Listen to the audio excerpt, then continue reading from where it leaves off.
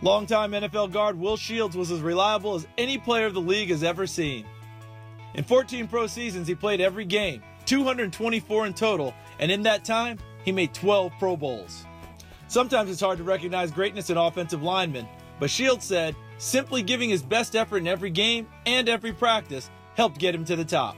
I really don't know what the different pieces of it was. I think it helped to have the Pro Bowl analysis of being able to say that you have the 12 Pro Bowls and the all pro things, either being first team or second team. Those things help get there, but also just being consistent.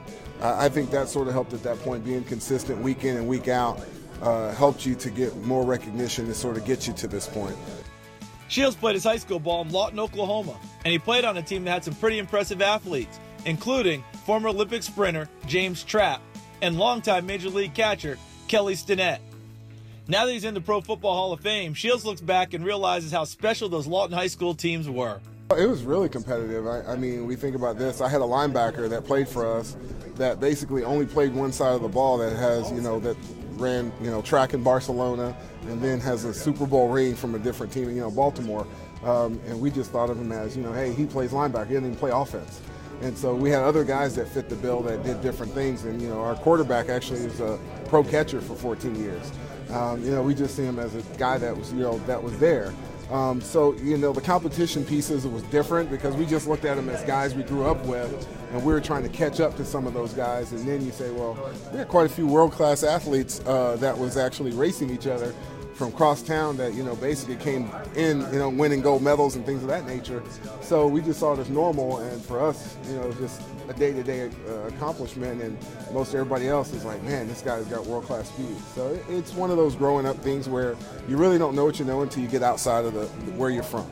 Shields was taken in the third round of the 1993 NFL Draft by the Kansas City Chiefs. He wanted to go higher, and he always carried that chip on his shoulder.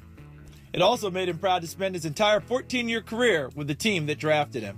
I loved it. It was the simple fact that they gave me the opportunity, the chance, it built that sense of, you had to keep fighting for it because of the fact they were the team that gave you your first shot. All the other teams had two opportunities. They passed you.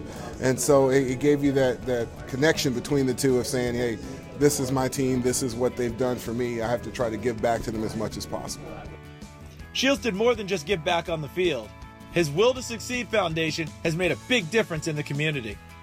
It sponsors several programs to help those in need, especially women and children who have been victims of abuse and neglect. I think that's something that was, that's really the crux of what you do.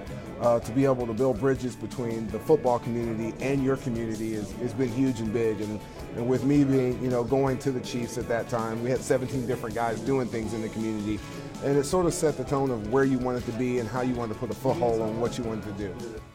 For everything he accomplished on and off the field, Will Shields will be remembered as a true legend of the game.